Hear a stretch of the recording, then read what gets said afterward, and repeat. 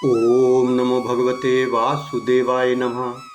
संक्षिप्त महाभारत कथा वन पर्व के अंतर्गत भाग 19। आज की कथा में ऋषि शृंग का चरित्र।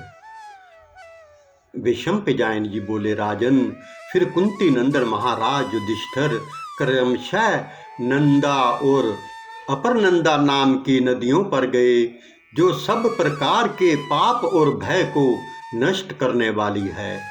वहां हेमकुट पर्वत पर जाकर उन्होंने बहुत सी अद्भुत बातें देखी। उस स्थान पर निरंतर वायु बहती रहती थी और नित्य वर्षा होती थी। वहां वेदा अध्ययन का शब्द तो सुना जाता था, किंतु कोई स्वाध्याय करने वाला दिखाई नहीं देता था। तब लोमश जी ने कहा, कुरुवर, यहाँ नंदा नदी में स्नान करने से पुरुष तत्काल पाप मुक्त हो जाता है, इसलिए आप भाइयों सहित इसमें स्नान करें।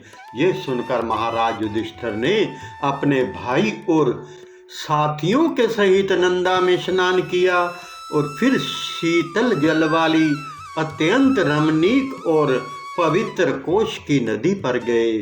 वहां लोमश जी ने कहा, भरत श्रेष्ठ, ये परम पवित्र देव नदी कोश की है। इसके तट पर यह विश्वामित्र जी का रमणीक आश्रम दिखाई दे रहा है। यही महात्मा कश्यप भिभंडक का आश्रम है। इसे पुण्य आश्रम कहते हैं। महर्षि भिभंडक के पुत्र ऋषि शृंग बड़े ही तपस्वी और संयतेंद्रिय थे। एक बार अनावृष्टि होने पर उन्होंने अपने तप के प्रभाव से वर्षा कर दी थी। वे परम तेजस्वी और सामर्थ भिभंडक कुमार मृगी से उत्पन्न हुए थे। युधिष्ठिर ने पूछा, भगवान, मनुष्य का पशु जाति के साथ योनि संसर्ग होना तो शास्त्र और लोक दोनों की ही दृष्टि में विरुद्ध है। फिर परम तेजस्वी कश्यप नंदन शृंग ऋषि ने मृगी के उदर से कैसे जन्म लिया? अनावृष्टि होने पर उस बालक के भय से बत्रासुर का वध करने वाले इंद्र ने कैसे वर्षा की? लोमश जी बोले, राजन, ब्रह्म ऋषि भिभंडक बड़े ही साधु स्वभाव और प्रजापति के समान तेजस्वी थे। उनका वीर्य अमोघ था और तपस्या के कारण अंतःकरण शुद्ध हो गया था। एक बार वे एक सरोवर पर स्नान करने गए। वहां उर्वशी अप्सरा को देखकर जल में ही उनका वीर्य स्खलित हो गया। इतने में ही वहां एक प्यासी मृगी आई और वह जल के साथ उस वीर्य को भी पी गई। इससे उसको गर्भ रह गया। वास्तव में ये एक देव कन्या थी। किसी कारण से ब्रह्मा जी ने इसे शाप देते हुए कहा था, तू मृग जाति में जन्म लेकर एक मुनि पुत्र को उत्पन्न करेगी, तब शाप से छूट जाएगी। विधि का विधान अटल है। इसी से महामुनि ऋषि शृंग उस मृगी के पुत्र हुए। वे बड़े तपोनिष्ठ थे और सर्वदा वन में ही रहा करते थे। उनके सिर पर एक सींग था। इसी से वे ऋषि शृंग नाम से प्रसिद्ध हुए। उन्होंने अपने पिता के सिवा किसी और मनुष्य को नहीं देखा था, इसलिए उनका मन सर्वदा ब्रह्मचार्य में स्थित रहता था। इसी समय अंग देश में महाराज दशरथ के मित्र राजा लोमपाद राज्य करते थे। हमने ऐसा सुना था कि उन्होंने किसी ब्राह्मण को कोई चीज देने की प्रतिज्ञा करके पीछे उसे निराश कर दिया था, इसलिए ब्राह्मणों ने उनको त्याग दिया। इससे उनके राज्य में वर्षा होनी बंद हो गई और प्रजा में हाहाकार मच गया। तब उन्होंने तपस्वी और मनस्वी ब्राह्मणों से पूछा, भूदेवो, अब वर्षा कैसे हो, इसका कोई उपाय बताइए। वे सब अपना अपना मत प्रकट करने लगे। तब उनमें से एक मुनि श्रेष्ठ ने कहा, राजन, ब्राह्मण आप पर कुपित हैं, इसका आप प्रायश्चित कीजिए। ऋषि श्रृंग नामक एक मुनि कुमार है। वे वन में ही रहते हैं और बड़े ही शुद्ध एवं सरल हैं। स्त्री जाति का तो उन्हें कोई पता ही नहीं है। उन्हें आप अपने देश में बुला लीजिए। वे यदि यहाँ आ गए तो तुरंत ही वर्षा होने लगेगी। ये सुनकर राजा लोमपाद ने ब्राह्मणों के पास जाकर अपने अपराध का प्रायश्चित कराया। उनके प्रसन्न होने पर उन्होंने अपने मंत्रियों को बुलाकर ऋषि श्रृंग को लाने के विषय में परामर्श किया। उनसे सलाह करके उन्होंने अपने राज्य की प्रधान वैश्याओं को बुलाया और उनसे बोले, लोमपाद ने कहा, सुंदरियों, तुम किसी प्रकार मोहित करके और अपने में विश्वास उत्पन्न करके मुनि कुमार ऋषि श्रृंग को मेरे राज्य में ले आओ। तब उनमें से एक वृद्ध वैश्य ने कहा, राजन, मैं तपोधन ऋषि श्रृंग को लाने का प्रयत्न तो करूंगी, परंतु मुझे जिन जिन भोग सामग्रियों की आवश्यकता है उन सब को दिलाने का आप कृपा करें। तब राजा का आदेश पाकर उस वृद्धा ने अपनी बुद्धि के अनुसार नौका के भीतर एक आश्रम तैयार कराया। उस आश्रम को अनेकों प्रकार के फल और फूलों वाले बनावटी वृक्षों से सजाया गया, जिन पर तरह तरह की झाड़ियां और लताएं छाई हुई थी। वह नौका आश्रम बड़ा ही रमणीय और मन को लुभाने वाला था। उसे विभंडक मुनि के आश्रम से थोड़ी दूर बंधवाकर गुप्तचरों से इस बात का पता लगवाया कि मुनिवर किस समय आश्रम से बाहर चले जाते हैं। फिर विभंडक मुनि की अनुपस्थिति के समय अपनी पुत्री वैश्या को सब बातें समझाकर ऋषि श्रृंग के पास भेजा। उस वैश्या ने आश्रम में जाकर उन तपोनिष्ठ मुनि कुमार के दर्शन किए और उनसे कहा, मुनिवर, यहाँ सब तपस्वी आनंद में है ना? आप भी कुशल से हैं ना? तथा आपका वेदा अध्ययन तो अच्छी तरह चल रहा है ना? ऋषि श्रृंग ने कहा, आप कांति के कारण साक्षात तेज पुंज के समान प्रकाशमान प्रतीत होते हैं। मैं आपको कोई वंदनीय महानुभाव समझता हूँ। मैं पाद प्रलक्षण के लिए आपको जल दूंगा तथा अपने धर्म के अनुसार कुछ फल भी भेंट करूंगा। देखिए, ये कृष्ण मृग चर्म से ढका हुआ कुश का आसन है, इस पर विराज जाइए। आपका आश्रम कहाँ है और आप किस नाम से प्रसिद्ध हैं? वैश्या बोली, कश्यप नंदन, मेरा आश्रम इस पर्वत के उस ओर यहाँ से 3 योजन की दूरी पर है। मेरा ऐसा नियम है कि मैं किसी को प्रणाम नहीं करने देता और ना किसी का दिया हुआ पाद्य ही स्पर्श करता हूँ।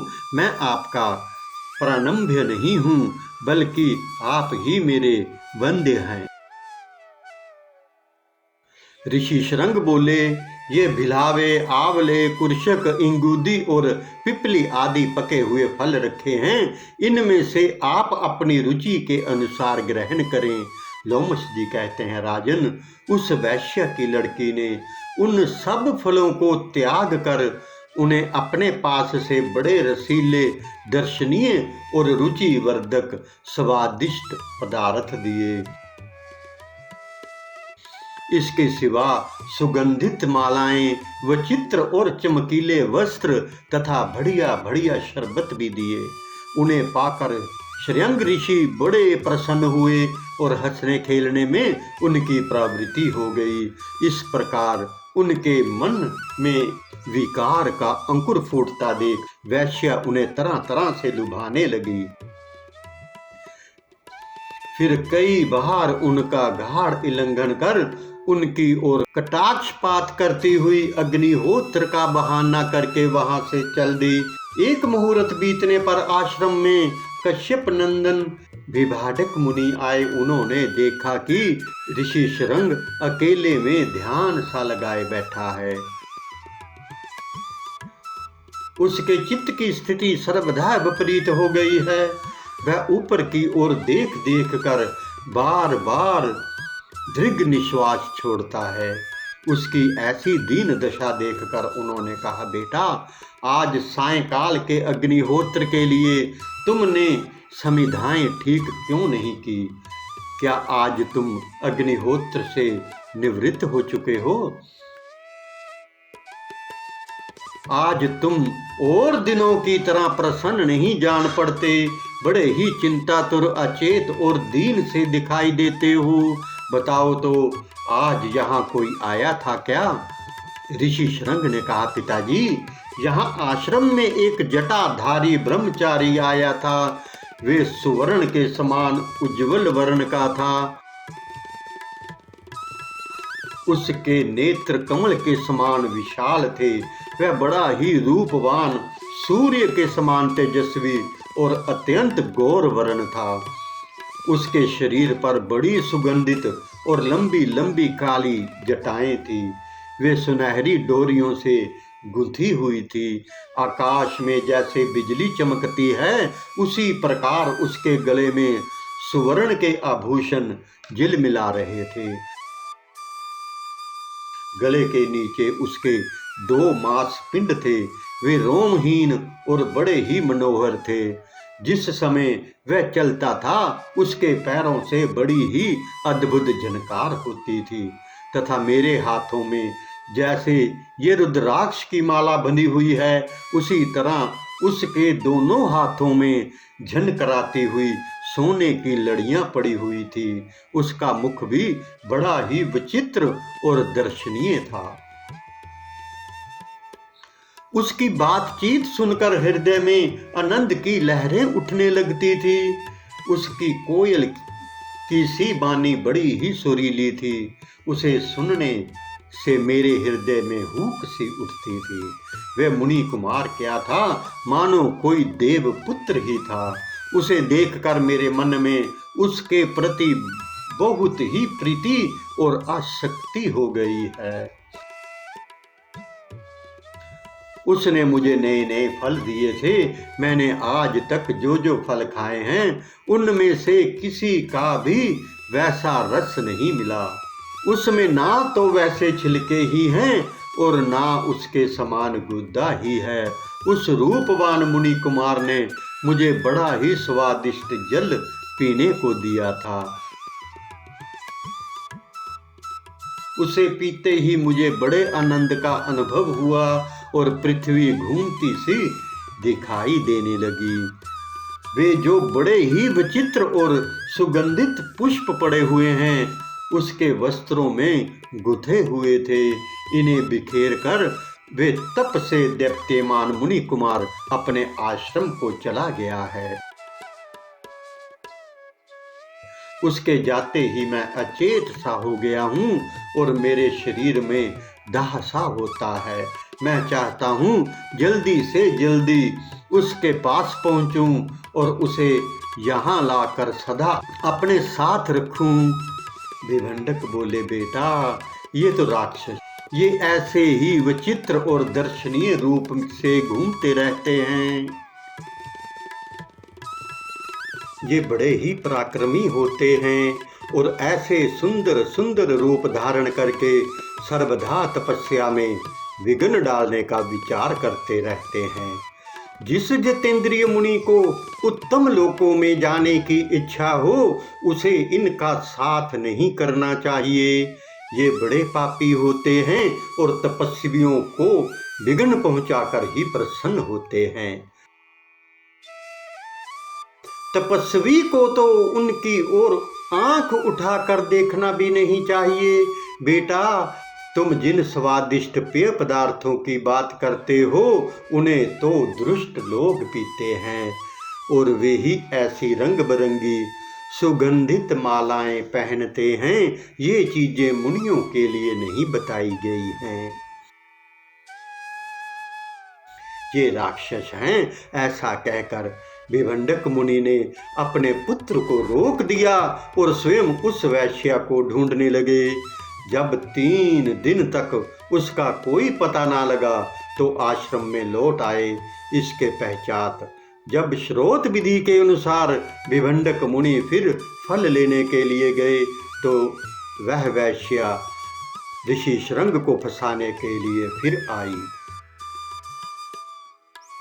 उसे देखते ही ऋषि शृंग बड़े हर्षित हुए और हड़बड़ाकर उसके पास दौड़ आए तथा उससे बोले, देखो पिताजी के यहाँ आने से पहले ही हम तुम्हारे आश्रम को चलेंगे।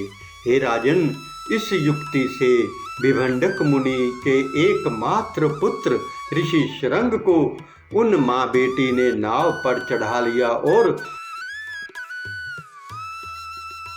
उसे खोलकर वे तरह तरह के उपायों से उन्हें आनंदित करती अंगराज लोमपाद के पास ले आई। अंगराज उन्हें अपने अंतापुर में ले गए। इतने में ही उन्होंने देखा कि सहसा वृष्टि होने लगी और सब और जल ही जल हो गया। इस प्रकार अपनी मनोकामना पूर्ण होने पर राजा लोमपाद ने उन्हें अपनी कन्या शांता विवाह दी। इधर जब विभंडक मुनि फल फूल लेकर आश्रम में लौटे तो उन्हें ढूंढने पर भी उन्हें अपना पुत्र दिखाई ना दिया। इससे उन्हें बड़ा ही क्रोध हुआ और ऐसी आशंका हुई कि ये सारा षड्यंत्र अंगराज का ही रचा हुआ है। अतः वह अंगाधिपति को उसके नगर और राष्ट्र के सहित भस्म कर डालने के विचार से चंपापुरी की ओर चले। मार्ग में चलते चलते जब वे थक गए और उन्हें भूख सताने लगी तो वे ग्वालियों के संपत्तिशाली घोषों में आए। ग्वालों ने उनका राजाओं के समान बड़ा आदर सत्कार किया और वहां उन्होंने एक रात विश्राम किया।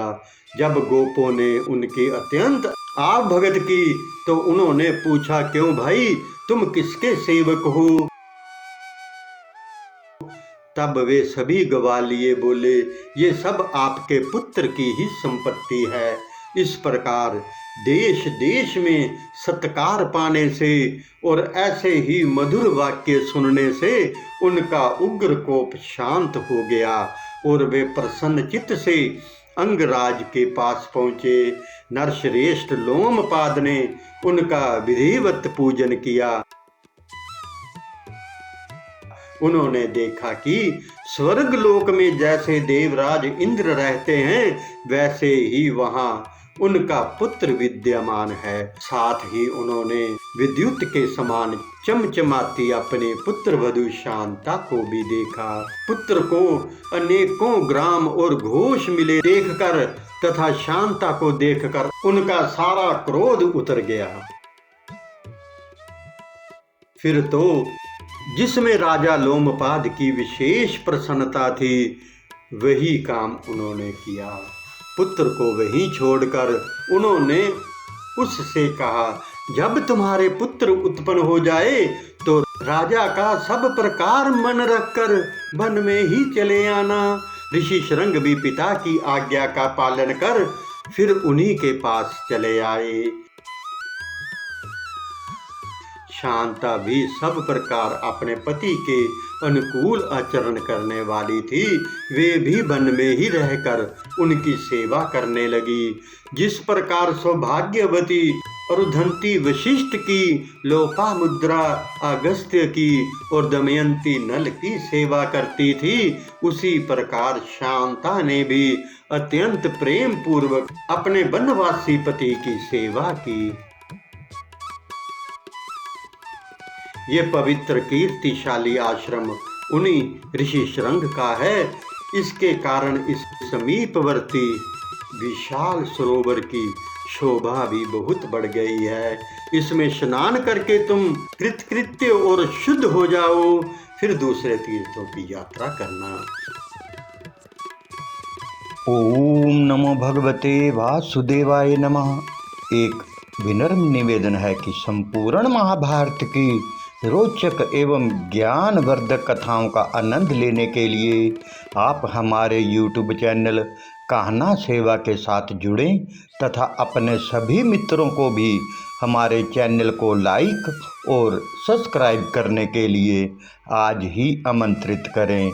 आपके मित्र भी इन कथाओं का आनंद लें। धन्यवाद। हरे कृष्ण कृष्ण कृष्ण हरे हरे, हरे राम राम राम हरे हरे। जय श्री कृष्ण।